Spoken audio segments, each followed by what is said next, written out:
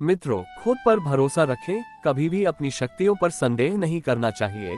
रामायण में अंगद ने अपनी क्षमता और प्रतिभा को भी कमजोर समझा, तब हनुमान जी लंका गए सीता की खोज में। श्री रामचरितमानस में सीता की खोज करते हुए जामवंत, अंगद और हनुमान जी दक्षिण के समुद्र तट तक पहुंच गए थे। यहाँ से इनमें से किसी को लंका जाकर सीता के बारे में पता लगाकर वापस आना था। ये काम कौन करेगा, इस पर सभी मंथन कर रहे थे। श्री रामचरितमानस में जामवंत के बारे में लिखा है कि जरत भयो अब कही रिछेसा, नहीं तन रहा प्रथम बल लेसा, जब ही त्रिविक्रम भय खरारी, तब मैं तरुण रहे बल भारी। सबसे पहले जामवंत ने कहा कि मैं अब बूढ़ा हो गया हूँ। वामन अवतार के समय मैं जवान था, लेकिन अब मेरे शरीर में इतनी शक्ति नहीं है कि मैं लंका जा सकूं। इसके बाद अंगद के बारे में लिखा है कि अंगद कही जाऊं मैं पारा, जे संशय कछु फिरती बारा। इसके बाद अंगद ने खुद की शक्ति पर शंका करते हुए कहा कि मैं लंका जा तो सकता हूँ, लेकिन वापस आ सकूंगा या नहीं, इस पर मुझे संदेह है। अंगद के मना करने के बाद जामवंत ने हनुमान जी को इस काम के लिए प्रेरित किया। कही रीछपति सुनु हनुमाना, का चुप साधी रहे हूँ बलवाना, पवन तनय बल पवन समाना, बुद्धि विवेक विज्ञान निधाना। जामवंत ने हनुमान जी से कहा, हे हनुमान, हे बलवान, सुनो, तुम चुप क्यों हो और क्या सोच रहे हो?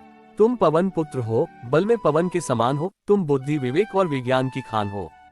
कवन सो काज कठिन जग माही, जो नहीं होई तात तुम पाही। राम काज लगी तब अवतारा, सुनते ही भयो पर्वत आकारा।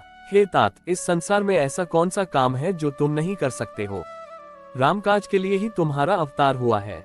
ये बात सुनते ही हनुमान पर्वत के आकार के हो गए। जामवंत ने हनुमान जी को समझाया कि सिर्फ सीता का पता लगाकर लौटाना। हनुमान जी आत्मविश्वास से भरकर बोले कि अभी एक ही छलांग में समुद्र लांघ कर लंका उजाड़ देता हूँ और रावण सहित सारे राक्षसों को मारकर सीता को ले आता हूँ। तब जामवंत ने कहा कि नहीं, आप ऐसा कुछ न करें।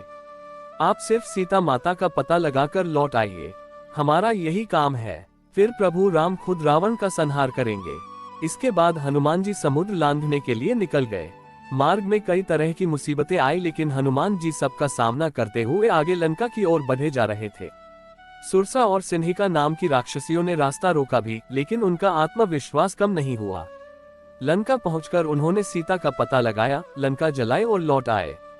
इस प्रसंग की सीख यह है कि हमें अंगद की तरह अपनी शक्तियों पर संदेह नहीं करना चाहिए। खुद पर भरोसा रखें कि हम मुश्किल से मुश्किल काम भी कर सकते हैं, तभी जीवन में सफलता मिल सकती है। जय श्री राम, जय वीर हनुमान।